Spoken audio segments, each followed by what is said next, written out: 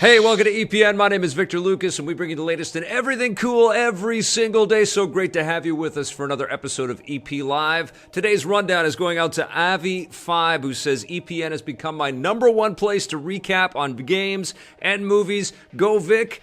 You go, Avi5, and watch our rundown right now.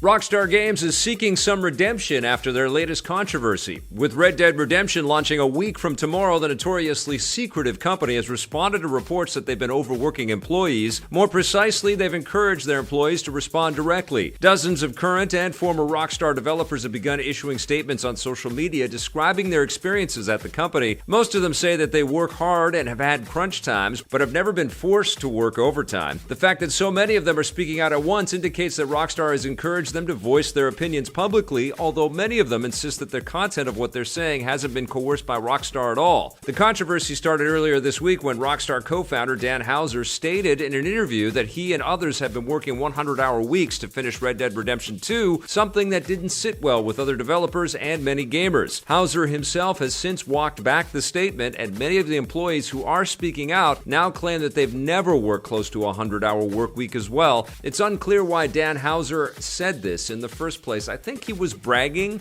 and I think he spoke out of turn, but I do think that abuse in the workplace, in the video game industry, and in all creative industries happens regularly because creating things is incredibly difficult. But I think what happens when we have stories like this, as painful as it must be for Rockstar folks that have worked their butts off, literally and figuratively, to get this game out the door, and it may, put a dark cloud over the launch of Red Dead Redemption 2. I don't think it's going to affect sales all that much, but what happens with this kind of conversation is that things start to improve and change, and then, the sort of corporate workspaces for other studios and Rockstar, a lot of this stuff is aired, and a lot of folks start to, really think about it, because, if you want a happy company, you got to have happy people that are working there that are healthy, and if you work them to the ground, they're not going to be healthy, and they're not going to be happy, and you're not going to get good work out of it. Eventually, everybody's going to burn out. So that attitude, I think, was something that maybe there was a little bit more leniency towards when everybody was super young in video games, and there was a time, EP started when everybody was super young in video games, and, people would sleep at offices. And I remember doing lots of studio visits, and there'd be, cots under desks and stuff, and we were building our TV show with that same kind of philosophy as well back then. It was just like, yeah, whatever it takes, we got to do it. But people burn out if you're always doing that. We talked about this a lot already. I think good will come out of this, even if it's a little bit ugly right now, and even if people are throwing some pretty immense shade at Rockstar and their practices. It was a totally, ill-thought comment on Dan Houser's part, and I'm sure he regrets it. I'm sure 2K Games shareholders regret it, and I'm sure he's been reprimanded. But there was probably truth to some of what he was saying, and probably it was an exaggeration more from a kind of a pride about how hard everybody worked. But what's going to come out of this is some concrete change, which is a good thing. Another Call of Duty game, another giant pile of money in the bank. Activision has announced that the latest game in the franchise, Black Ops 4, earned $500 million worldwide in its first 3 days. They haven't said how many specific copies have been sold, but $500 million is about on par with the money earned at launch by the previous games in the series. Activision has also revealed that Black Ops 4 set a franchise record for most combined players, likely driven by the fact that it launched simultaneously on the PC, although again, they haven't released specific numbers. With a blockbuster debut like this, don't expect the publisher to slow down the annual release cycle of the series anytime soon. That means a new Call of Duty game will be out in a year, and I think that this is amazing news and great for Call of Duty and Activision and that brand. But something that I've seen with the Call of Duty franchise over the years is the fact that it has sort of been positioned as the best that games can be, and what I like to kind of remind myself and remind you guys is that games have a long way to go. And I think what is really happening in terms of reaching people is more indicative out of something like League of Legends, or especially Fortnite and some of the mobile titles out there. which are designed to be, super low barrier to entry, free, with microtransactions built right in, and there's that sort of immediacy and that, accessibility built into that content, so the scale is different. But I don't think that when we start talking about launch release, amounts of money with video games and compare them to movie releases, we're talking about the same thing. Like Venom came out and it made $200 million internationally over a weekend, and that seems like a smaller number than $500 million, and it is.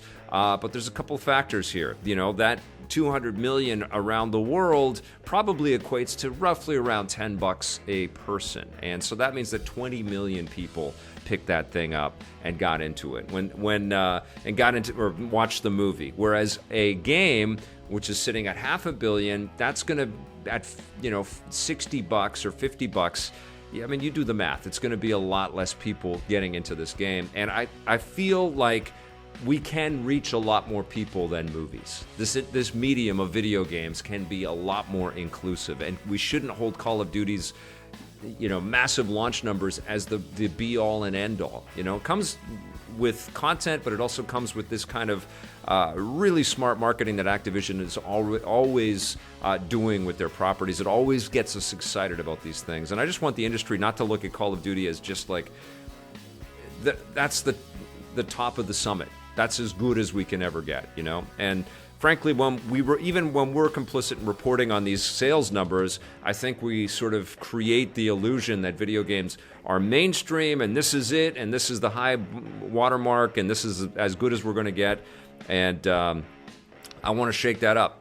Personally, as a fan of games over movies, and I love them both, but as a person that loves video games and the medium of video games, I just want more people playing. I want it to be more accessible, and I want there to be more diversity in the types of games that sort of reach the top of the echelon. I don't want them all to just be first-person shooters. I don't want them all to be free-to-play games either. I want there to be value in the product, and people are happy to spend their $20 or whatever to jump in and play something that really is culturally transformative.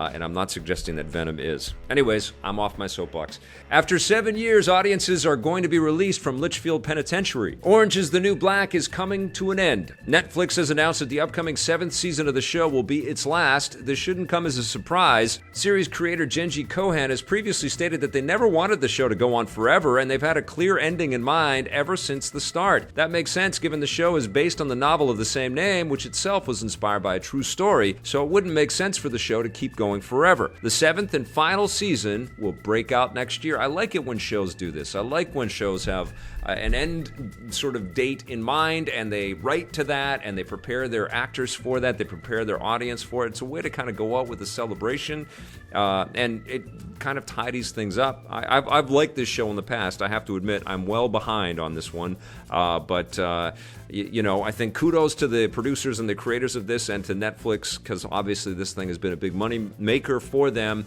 but they're saying, nope, let's quit while we're ahead, and let's do this the right way, and I think that's the right way to do it. Netflix is ending Orange is the New Black, but don't expect them to stop rolling out new Marvel content anytime soon. Despite the recent cancellation of Iron Fist, not to mention the fact that Disney is about to launch their own streaming service, Netflix has doubled down on their promise to keep delivering new Marvel content. Speaking with investors, Netflix Chief Content Officer Ted Sarandos bluntly stated that the Marvel shows are theirs to cancel, so the future is up to them, not Disney. They've hinted as much in the past, and even Disney CEO Bob Iger has stated that they want their streaming service to be family-friendly, which leaves the door open for the more violent Marvel shows to stay on Netflix. This means we'll likely be seeing new seasons of Daredevil, Jessica Jones, Luke Cage, and The Punisher on Netflix long after the Disney streaming service debuts next year. The latest Marvel and Netflix collaboration, the 3rd season of Daredevil, drops tomorrow. I can't wait for this. I'm a big fan of Daredevil. I've really been excited about the Marvel and Netflix collaboration, so this is good news. I don't think the writing was on the wall with Iron Fist. It wasn't up to snuff. It wasn't as good as any of the other Marvel and Netflix shows, except for The Defenders, which Iron Fist kind of ruined as well. But I am very much looking forward to diving into Daredevil Season 3. Trailers have looked very cool. I love Vincent D'Onofrio as Wilson Fisk, and he has hinted that he might be in the MCU at some point, which would be really really cool. So I hope it's good. We'll find out. I might start streaming it tonight at midnight if I'm awake. I was up late last night cutting a Film Fury review, which you're about to watch pretty soon. But I'm super psyched for this, and I think it makes sense for Disney. I think it makes sense for Marvel. I think it makes sense for Netflix. Let's keep those things going. And you know what? Why don't we go into some other Marvel characters that might be right in this universe, like Moon Knight or something like that. I even think Hawkeye would fit into this world. I think if they did a whole thing with what's the Hawkeye guy? What's his name again? Hawkeye guy. What's his name? Jeremy Renner. Jeremy Renner would be perfect. Just put him on TV on Netflix. Put a Hawkeye show together. That'd be pretty rad. All right, that's going to do it for our rundown today. Make sure you let us know what you think of all the news stories in the show as we're live chatting right now, but also if you watch this later on in an archive format, thank you for watching that. Now let's watch This Day in Everything Cool.